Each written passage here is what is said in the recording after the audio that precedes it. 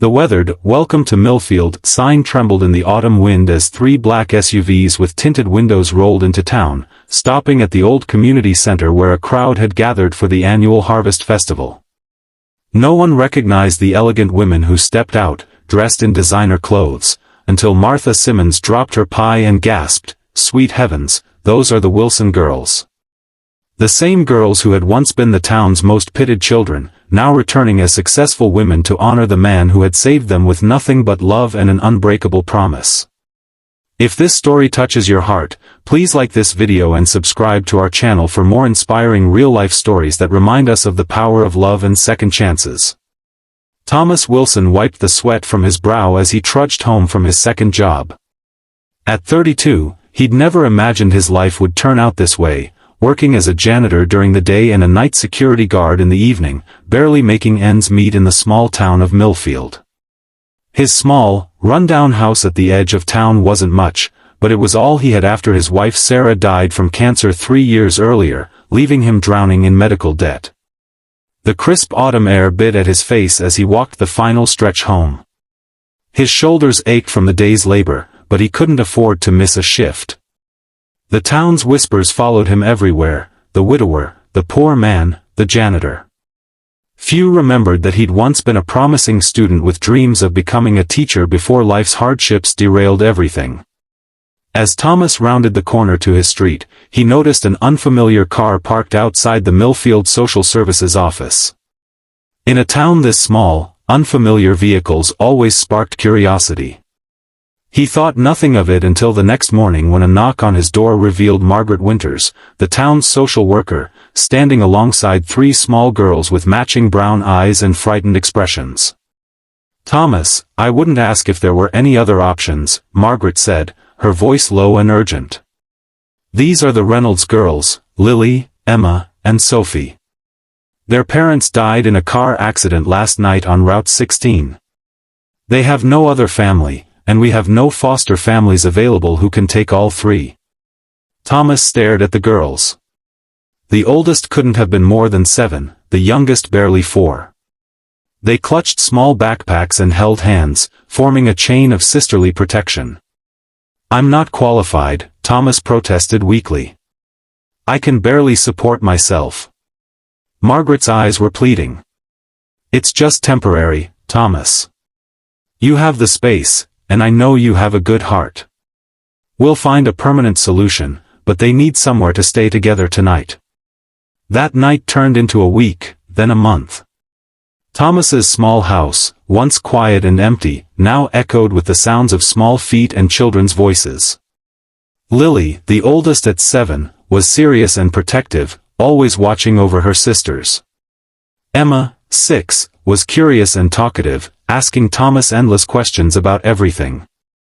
Sophie, the 4-year-old, rarely spoke but followed Thomas everywhere, her small hand often reaching for his when she was frightened. Thomas found himself rising earlier, working harder, and stretching every dollar further than he'd thought possible. He learned to braid hair, kiss scraped knees, and check for monsters under beds. When Margaret finally called with news of a potential foster family in a neighboring county, Thomas felt an unexpected hollow feeling in his chest. "They can only take 2 of the girls," Margaret explained. "We're still looking for a place for the 3rd. Thomas watched the girls that evening as they sat at his small kitchen table, drawing pictures with the crayons he'd bought from the dollar store. The thought of them being separated made his heart ache in a way he hadn't felt since Sarah died. "I want to keep them," he said to Margaret the next day, his voice firm despite the tremor in his hands.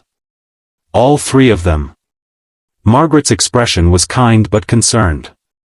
"Thomas, the adoption process is lengthy and expensive. Your financial situation." "I'll figure it out," he interrupted. "I can't let them be split up. They've lost enough already." The town of Millfield had always viewed Thomas Wilson with a mixture of pity and distant sympathy. Now, as word spread that the poor widower janitor planned to adopt 3 orphaned girls, opinions divided sharply. Some admired his selflessness, others criticized what they saw as foolishness. "He can barely feed himself," muttered Harold Jenkins at the town diner. What's he thinking, taking on 3 more mouths to feed? Those poor children, Agnes Peterson whispered at church. From tragedy to poverty. They deserve better. Thomas heard the whispers but focused instead on the daunting process ahead. The adoption requirements seemed impossible: a stable income, adequate housing, childcare plans, and the fees that accumulated with each form and filing. He picked up a 3rd job stocking shelves at the local grocery store from midnight to dawn, catching sleep in 1-hour increments between responsibilities. Principal Eleanor Chambers from Millfield Elementary School was one of the few who offered concrete help rather than just opinions. "The girls can attend school here," she told Thomas. "And we have an after-school program they can join while you work." The elderly couple next door, the Garveys, began inviting the girls over for cookies and stories, providing Thomas with precious hours to work or rest. Mrs. Garvey, who had been a seamstress in her younger days, even sewed the girls new dresses from fabric remnants, ensuring they wouldn't stand out among their peers for their second-hand clothes. 6 months into the temporary guardianship, the adoption process was moving at a glacial pace. Thomas had managed to improve his housing situation by fixing up the small house, repairing the leaky roof, painting the girls' shared bedroom in cheerful yellows and blues, and making the place as comfortable as possible on his meager budget. Then came the setback that nearly broke him. The adoption agency required a substantial fee that Thomas couldn't afford, even with his 3 jobs. He sat at his kitchen table late one night, surrounded by bills and paperwork, when Lily appeared in the doorway in her pajamas. "Are they going to take us away?" she asked, her 7-year-old voice steady despite the fear in her eyes. Thomas looked up, startled. "You should be asleep." "I heard you talking to Miss Winters on the phone," Lily persisted. "She said we might have to go somewhere else if you can't pay the money." Thomas beckoned her over, and she climbed onto his lap, something she rarely allowed herself to do, always trying to be grown up for her sisters. "I'm going to fix this," Thomas promised, his voice more certain than he felt. "We're a family now, and I won't let anyone split us up." The next day, Thomas swallowed his pride and approached the bank for a loan. The banker, Mr. Phillips, reviewed his application with thinly veiled skepticism. 3 jobs, significant debt, and you want to take on more to adopt 3 children? Mr. Phillips shook his head. "I'm sorry, Mr. Wilson, but I can't approve this loan. The risk is too high." Thomas was walking out, defeat weighing on his shoulders, when he heard someone call his name. It was Rebecca Anderson, a local attorney who had overheard the conversation. "I might be able to help," she said. "I specialize in family law, and I've helped with similar cases." Rebecca took Thomas's case pro bono, helping navigate the legal complexities that had seemed insurmountable. She connected Thomas with grants and programs designed to support adoptive families, reducing the financial burden significantly. When Thomas asked why she was helping him, Rebecca's answer was simple. "My father was a single dad too," she explained. "Someone gave him a chance once. I'm just passing it forward." With Rebecca's help and the support of the few townspeople who believed in him, Thomas completed the adoption process a year after the girls had first arrived on his doorstep. The day the adoption was finalized, the courtroom contained just a handful of supporters: Principal Chambers, the Garveys, Rebecca, and Margaret Winters, who had tears in her eyes as the judge declared the 4 of them officially a family. That night, Thomas tucked each girl into bed in their shared room. Sophie, now 5, clung to her new stuffed bear, a gift from the Garveys to celebrate the adoption. "Are we really staying forever?" she asked, her voice small in the darkness. "Forever and ever," Thomas promised. "No matter what." Emma, always the practical one, sat up in bed. "But what if you get sick like our first mom and dad did?" The question hit Thomas like a physical blow. These girls had already learned that adults could disappear, that promises could be broken by circumstances beyond control. He sat on the edge of the bed, choosing his words carefully. "I can't promise I'll never get sick," he said honestly. "But I can promise that I'll always make sure you 3 stay together, and that you'll always be loved. We're a family now, and families take care of each other. Lily, who had been quiet, finally spoke. We'll take care of you too, she said solemnly, and Thomas felt his heart swell with a love so fierce it almost hurt. The years that followed were filled with both struggles and joy. Thomas continued working multiple jobs, determined to provide his daughters with opportunities he'd never had. The girls grew, their personalities developing in ways that constantly surprised and delighted him. Lily remained the serious one, excelling in school with a particular talent for mathematics. By 13, she was tutoring other students, her patient explanation of complex problems reminding Thomas of her mother's determined spirit. Emma discovered a passion for writing, filling notebooks with stories and observations about their small town. Sophie, the youngest, blossomed from the silent, frightened 4-year-old into an artistic child who could spend hours drawing or crafting.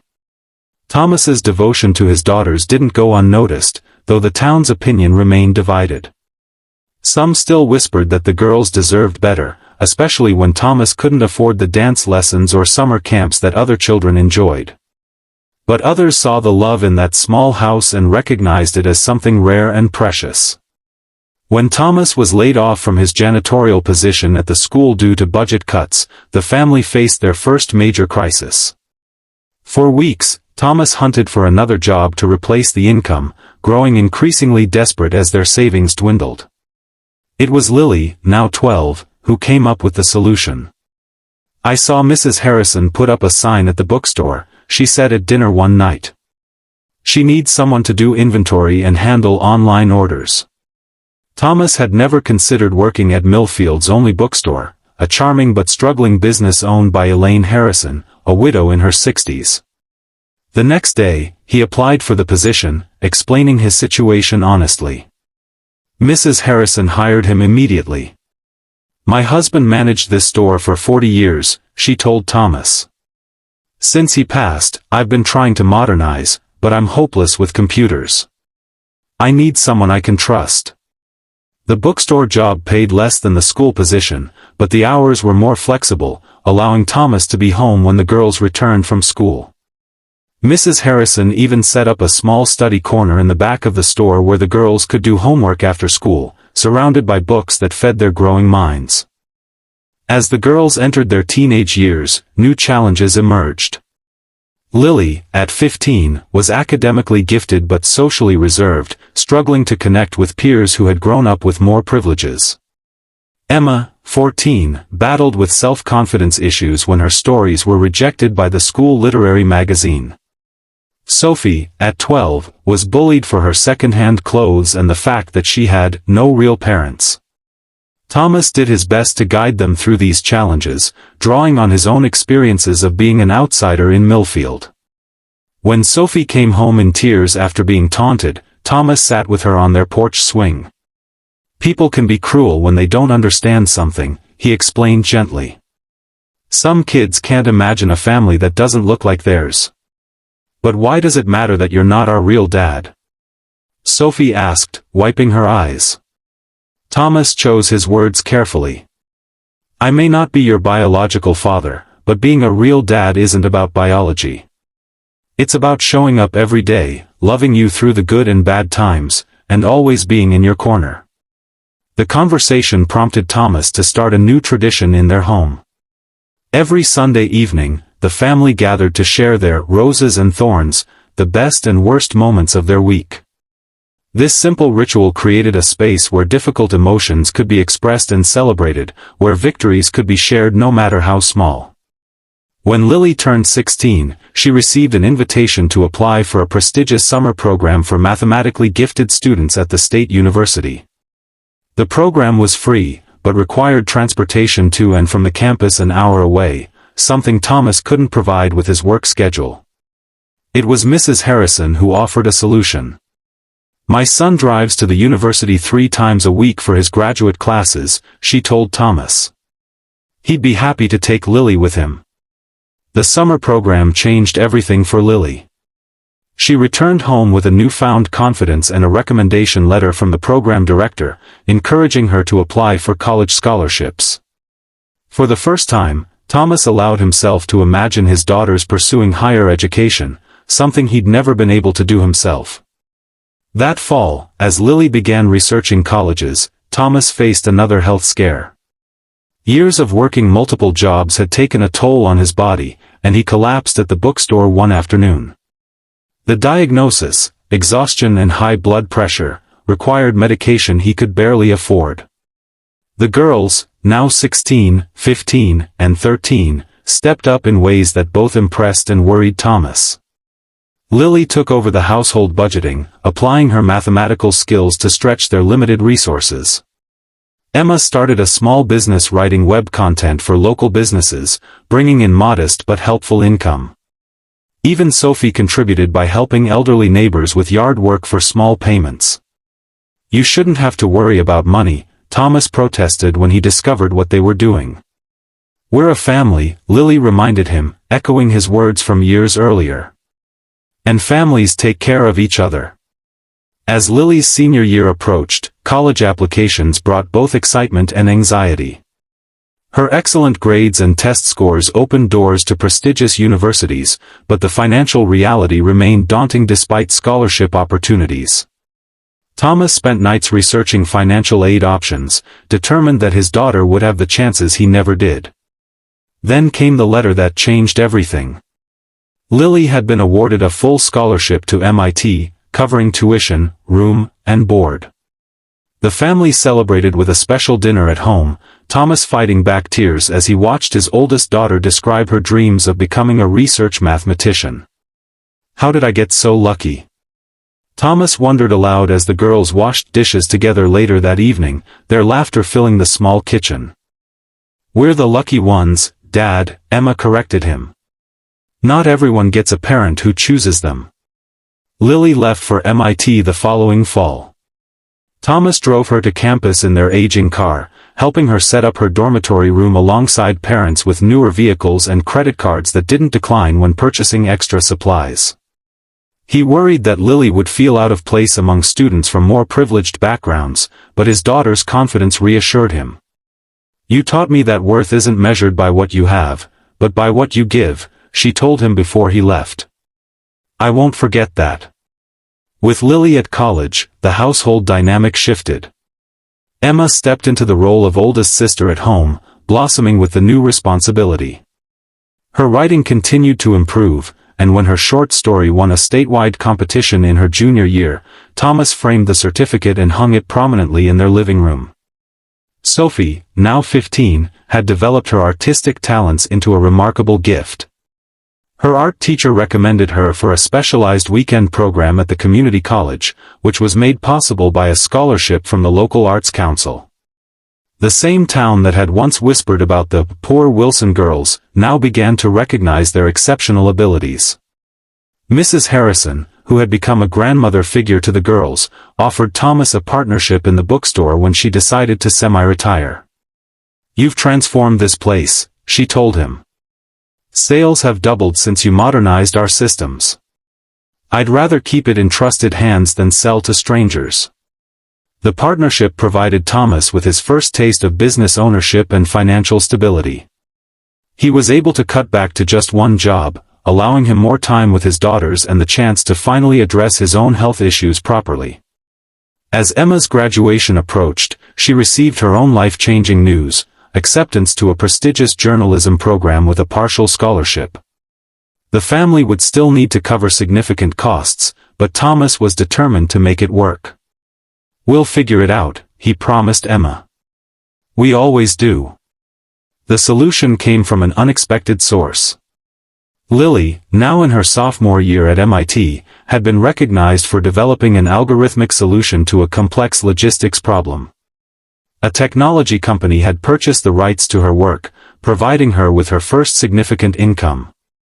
She immediately called home.